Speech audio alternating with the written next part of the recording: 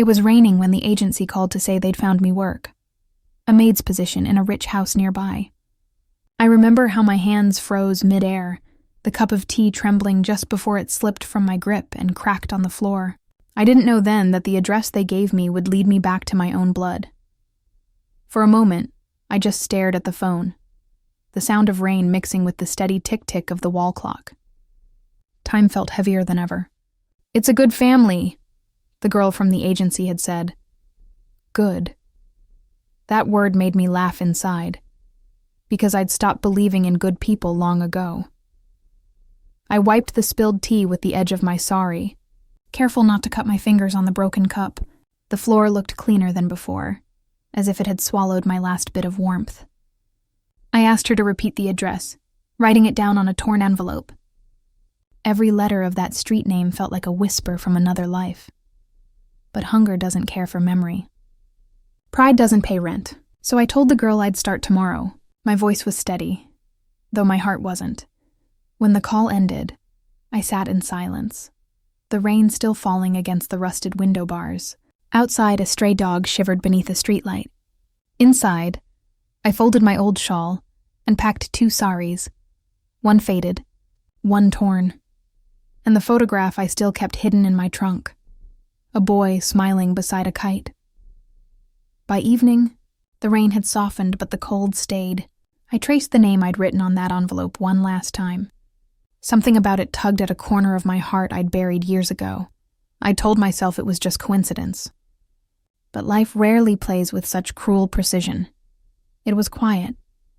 The kind of quiet that hums just before something inside you breaks. The rain had followed me here, tapping softly against the tall glass windows as I stepped into the living room. I placed my cleaning bag down, my hands still damp from the cold. The air smelled of new furniture and lemon polish, but beneath it, I could smell something else. Memory. I started dusting the shelf, slow, careful, trying to be invisible. That's what maids are supposed to be, unseen. My eyes moved over the books, the vases, the little glass toys, until they stopped.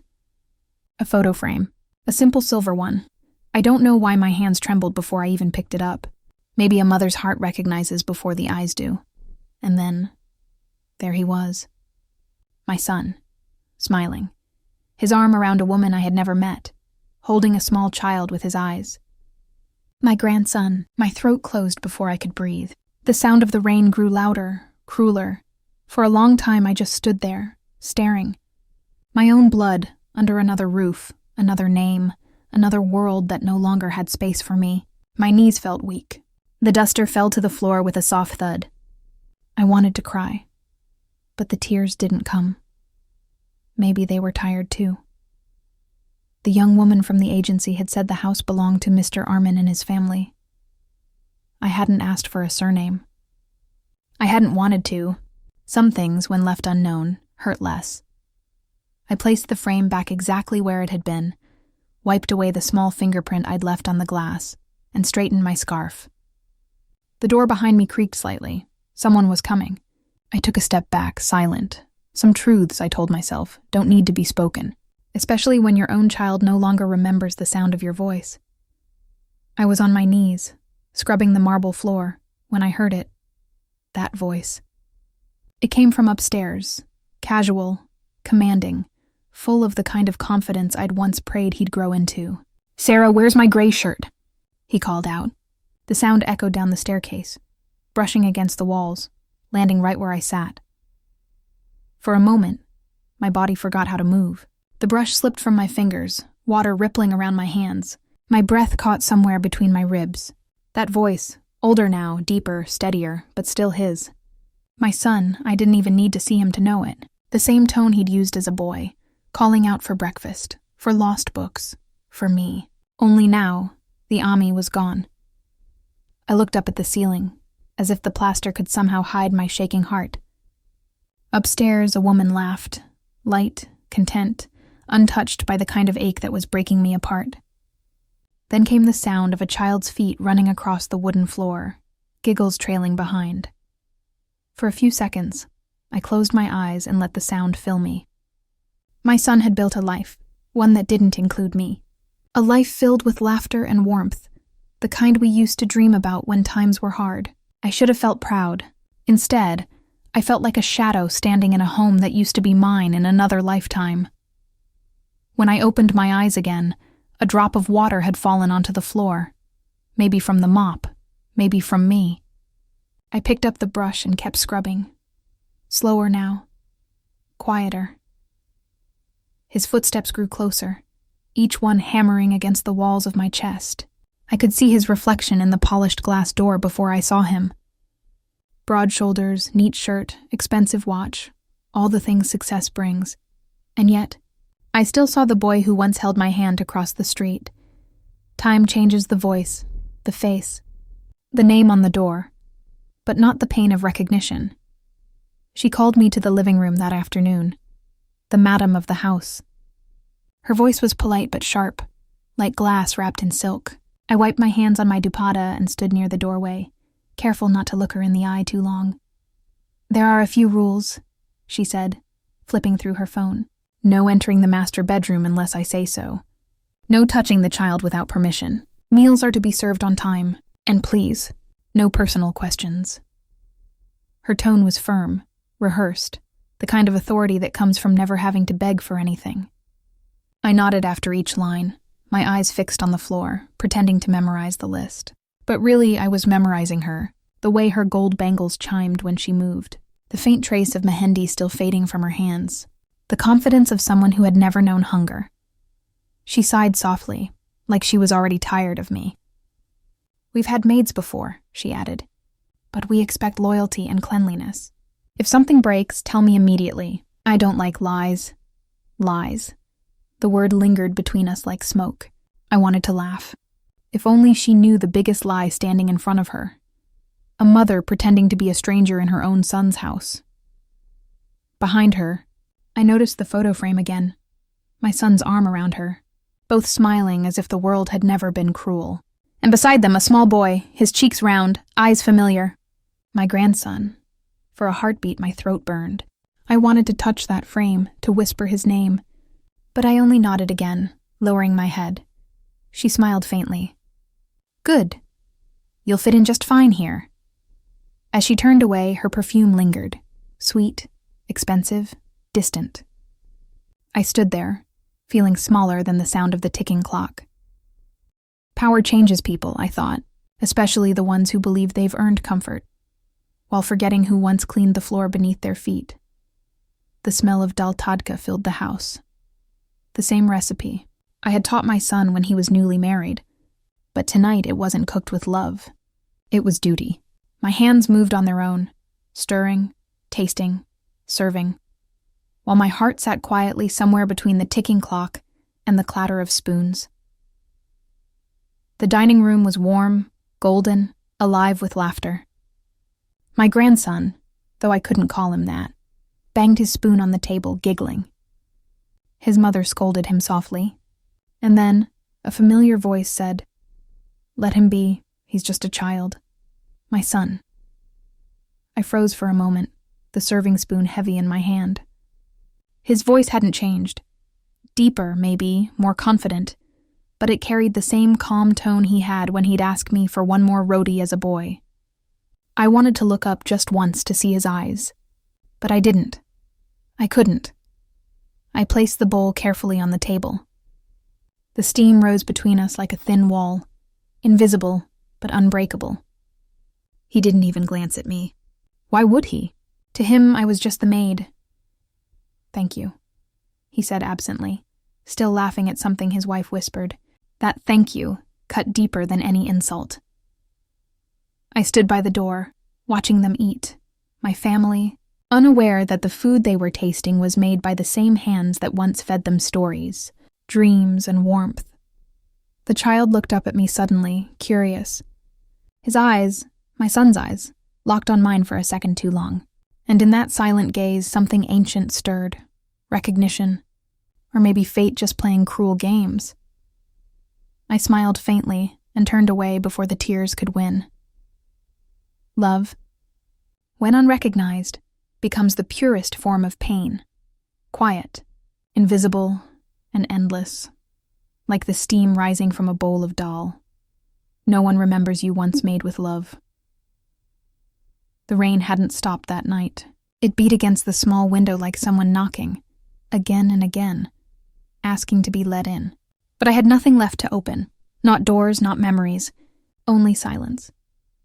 The servant's room was barely large enough for the narrow bed and a rusted table.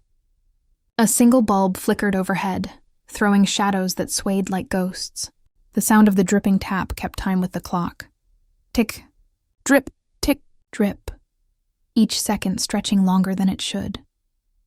I lay there on my back, staring at the damp ceiling, my hands clasped on my chest. Somewhere above, laughter echoed faintly. Their laughter. His laughter. The walls between us were thin, but the distance felt like a lifetime. Raghav. I whispered his name for the first time in years. It felt strange in my mouth, foreign and familiar at once. The name that once brought warmth now carried only weight. I remembered the day he left home, angry, proud, saying words he didn't mean. I'd stood at the door waiting for him to look back once. He never did. And now I was the one behind his doors, cleaning his floors, folding his shirts. Still waiting for that one look. The bulb blinked again, once, twice, then steadied. I turned to the wall where a faint patch of moonlight touched the peeling paint. It looked like a scar. Maybe that's what time does. It doesn't heal. It just hides the wound behind another layer of quiet. Outside, thunder rolled. I closed my eyes and whispered, "You don't even know I'm here, Beta." And maybe that's my punishment. Loneliness doesn't come from being alone. It comes from being forgotten by the one you lived for. And tonight, in that flickering light, I felt every inch of that truth pressing down on my heart. It was early morning when I heard the soft patter of tiny feet near my door. I thought it was the rain again, but then the door creaked open, and a small face peeked in. Big brown eyes. Curious, bright, familiar. "Who are you?" he asked, stepping inside before I could answer. His little hands touched everything, the chipped cup, the folded sari, the small comb on my table. He didn't belong to this side of the house, but children never understand borders adults create. I smiled faintly. "I'm just someone who helps around," I said. My voice trembled, but I kept my face calm. He looked up at me again, and for a heartbeat my breath caught. Because those eyes, they were mine. The same shape, the same faint mole beneath the left one. I used to kiss that spot on Raghav's cheek when he was his son's age. Now that memory stood before me, wearing tiny slippers and holding a broken toy. "What's your name?" I whispered. "Arav," he said proudly. Daddy used to call me that too. Then he laughed, a laugh that echoed like an old song I'd almost forgotten. I turned away quickly, pretending to fix the bedsheet, before he could see the tears rising. "Your daddy must love you very much," I said softly. He nodded. "Mama says she went away." Up. His little finger pointed to the ceiling. My heart clenched. I wanted to say, "No, Beta, I didn't go anywhere. I'm right here," but I just smiled. He came closer, wrapped his tiny fingers around mine, and whispered, "You smell like her." When he left, the room felt emptier than ever. I sat there, staring at the hand he'd touched. The same hand that once held his father the same way. Blood recognizes blood, even when names are buried in silence. It happened in a second, the kind of second that stretches forever. I was washing dishes when I heard his voice behind me. That same tone I'd once lived for, now sharp, older, distant. "Be careful with those cups," he said without even looking. And that's when my hand slipped. The porcelain hit the floor and shattered into tiny, glittering pieces. The sound cut through the kitchen like a scream I couldn't release. My knees weakened. I bent down quickly to gather the shards before anyone else could see. "Are you deaf?" His words were cold, stripped of kindness. "That set is expensive, expensive. Not mother, not are you hurt, just expensive." I froze for a heartbeat, the edges of a broken cup digging into my palm. I didn't even feel the sting until I saw a thin line of red on my skin. The blood looked strange under the kitchen light, like it didn't belong to me anymore. "I'm sorry, Sahib," I whispered. the word tasting bitter in my mouth. My voice didn't tremble, but my chest did. He sighed, irritated, then walked out, leaving the faint scent of his cologne behind. The same scent that once filled my home, when he used to run into my arms after school. When the door closed, I finally exhaled. The floor beneath me was wet with soap and tears. I wasn't sure which was which. I picked up the last broken piece and saw my reflection in it, a distorted face, old and tired, staring back at me through the cracks. That cup had served him tea in his childhood, milk when he was sick. And now it lay shattered between us like everything else. Sometimes the people we love most teach us what humiliation tastes like. Not through words, but through silence that cuts deeper than glass. He found it by accident. Arav had been playing near my cot again, running his toy car along the edge when his small fingers slid beneath my pillow. "What's this?" he asked, holding up a worn, folded photograph. Its corners soft, its color fading like time itself. My heart stopped. I reached out too fast, my voice breaking into a whisper. "That's nothing, Beta." "Give it here." But he was already staring at it, curious, innocent eyes scanning the image. It was me, much younger, smiling at a boy no older than 5, his face pressed against my neck. "My Raghav, my son, this is my papa," he said suddenly, his eyes lighting up, my breath caught. For a moment I couldn't see straight. The room blurred, the walls, the cot, even the air around us. I wanted to snatch the photo away, tear it apart, swallow it if I had to. Anything to keep the truth buried. But I smiled instead, soft, shaking. "You think so?" I asked. He nodded eagerly. "It looks like him. But younger. And you—" His little head tilted. "You look happy." That word hurt more than I expected. Happy. I hadn't been that in decades. "People change, Beta," I said quietly, sliding the photo back under the pillow with trembling fingers. "Time changes everything." He watched me for a moment longer, then shrugged, distracted by his toy again. But as he ran out of the room, the photo still burned in my mind, that moment frozen forever in sepia. When he was gone, I pulled it out once more. My thumb traced the face of the boy I raised, the boy who now couldn't even bear my presence in his kitchen. A quiet sob escaped me, but I bit it back before it could grow. Memories, I realized, are more dangerous than lies, because they carry proof no one's ready to face. I was sweeping the porch that morning when I heard her voice, soft, hesitant, too familiar to mistake. "Shanta?" The broom slipped from my hand. My heart thudded once, loud and hollow. I turned slowly, and there she was, Mina, my old neighbor from the lane where my life had once felt whole. Her eyes widened, her lips parted as if to speak, then froze. We just stared at each other through the gate. 2 women bound by the same past, now standing on opposite sides of a different world. Behind me, the marble floors gleamed. Behind her, the narrow street stretched into memories I'd buried. "Don't," I whispered before she could say my name again. My voice trembled, but my eyes didn't. "Please." Her hand clutched the iron gate, knuckles pale. I saw the understanding in her face, shock giving way to sorrow. She looked past me, toward the house, where laughter drifted faintly from the living room. "My son's laughter. So this is where you are now," she said softly. "In his house." I nodded once. "He doesn't know." A pause, heavy as the sky before rain. She swallowed hard, eyes glistening. "He was just a boy when you left." "I never thought—" "Neither did I," I said, cutting her off gently. Life brings us home in strange ways.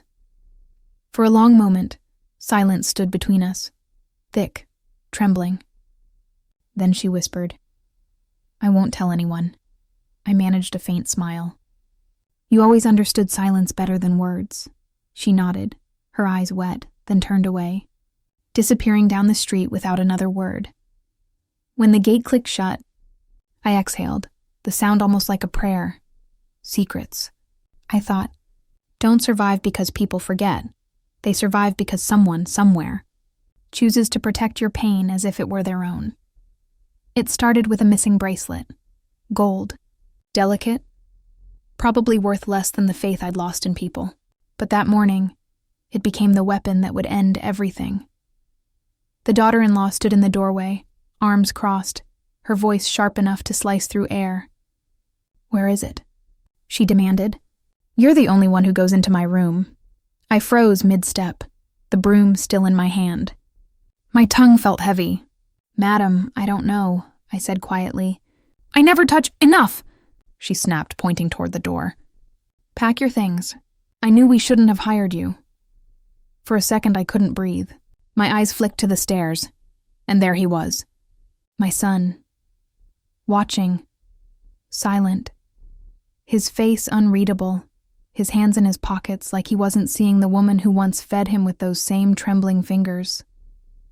"Sir," I whispered before I could stop myself. "You know I would never—" But he looked away. Looked away. That small turn of his head hurt more than any slap could have. A suitcase hit the floor beside me, thrown carelessly by one of the servants. My old sari, my towel, a few coins, everything I owned in that house. My home once. My prison now. "Go before I call the police," she hissed. I bent down, slowly, picking up the clothes that had fallen to the ground.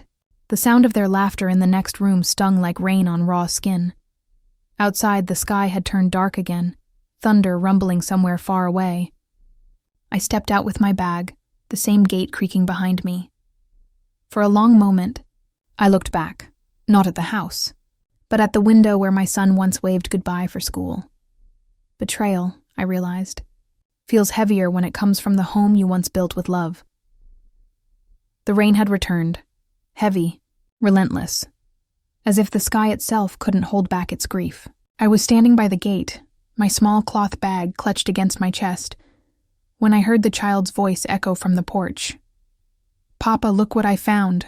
I turned instinctively. Arav was running toward his father, holding something in his tiny hand, the photograph. The one I'd hidden under my pillow, the one that had survived every tear and storm I'd known. For a second, time stood still. My son took it from him, smiling absently, but then his eyes focused. The smile faded. His hand trembled. "Where did you get this?" he asked, his voice suddenly lower, almost hoarse.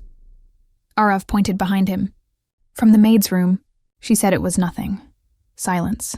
Only the sound of rain hitting the tiles, hard and steady. He looked at the photo again, at the younger version of himself held close by the woman in the picture. Me. I watched from the gate, my heart pounding like it used to when he'd take his first steps. He turned slowly, eyes searching, and when they found me standing there in the rain, the truth didn't need words. It was written in every wrinkle of my face, every tear mixing with the water dripping from my hair. "Ma," he whispered.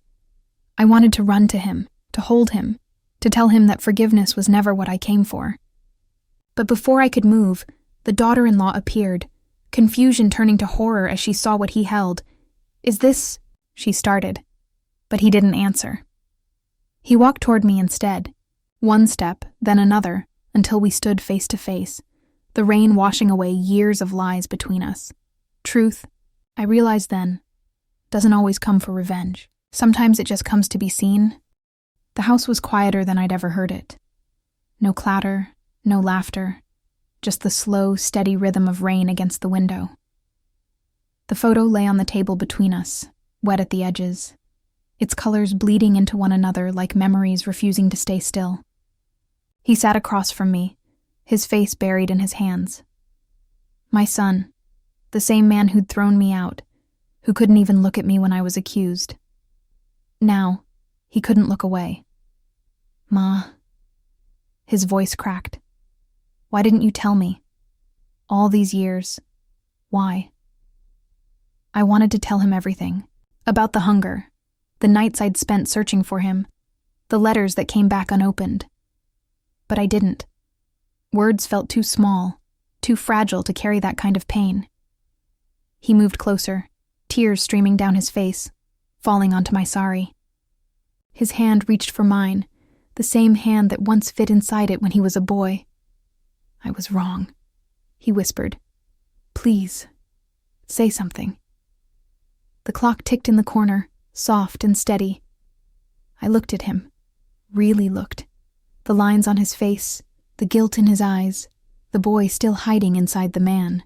"I have nothing to forgive," I said finally. My voice was calm, not cruel, just empty of the storm I'd carried for years. "You lived your life. I lived mine." He broke then, shoulders shaking, breath uneven.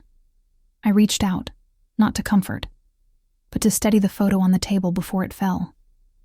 The rain outside grew heavier, blurring the world beyond the glass. Forgiveness, I realized, wasn't mercy. It wasn't warmth or reunion. It was the quiet release of everything that ever hurt, the final act of freedom. By dawn, the rain had stopped. The house smelled of silence, that thick, uneasy kind that follows a storm. I moved quietly through the hall, the floor still cold beneath my feet. On the table, I placed a single sheet of paper beside a cup of tea that still carried its warmth. He was asleep upstairs, my son, his face peaceful, as if the night's tears had washed away years of guilt. I watched him from the doorway for a long moment, my heart strangely still. There was nothing left to say, only what needed to be left behind. Back downstairs, I sat at the table, pen trembling slightly between my fingers. I didn't write much, just a few lines. "I am not angry. Life gave us both what we earned. You, your peace. Me, my strength. Don't search for me. You already found what mattered." I paused, staring at the words as the morning light touched them. Then I signed it, just Ma. Not Shanta, not full of explanations, not drenched in blame. Just Ma. I folded the note carefully, the paper still damp at the edges from my fingers.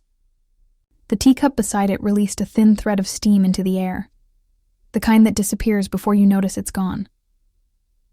Before leaving, I looked around once more. The same living room where I'd scrubbed floors now looked softer, lighter. Maybe forgiveness had changed something after all, not in him, but in me. At the door, I took one last breath and stepped out. The world outside smelled of wet earth and new beginnings. Sometimes love's truest act isn't holding on or demanding to be seen. It's the quiet courage to walk away, without bitterness, without noise, leaving only warmth where pain once lived. Years later, the house looked different, brighter, quieter, touched by the kind of peace that only comes after storms. On the mantel, among the family photos, one frame stood out. A woman in a faded sari, eyes soft, smile small. The maid who had once kept this house clean. The boy, now a little older, pointed to the photo one morning. "Papa," he asked. "Who was she?" The man paused, his hand tightening around the edge of the table. His voice broke softly as he answered. "She was someone who cleaned more than our floors.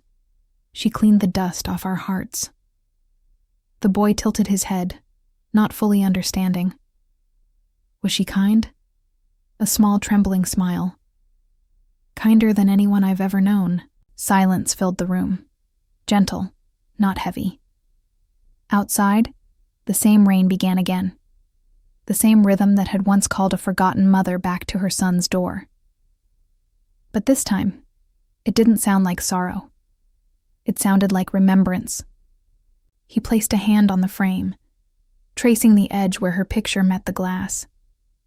In that quiet gesture lived everything words could never fix. Regret, love, and the promise to remember.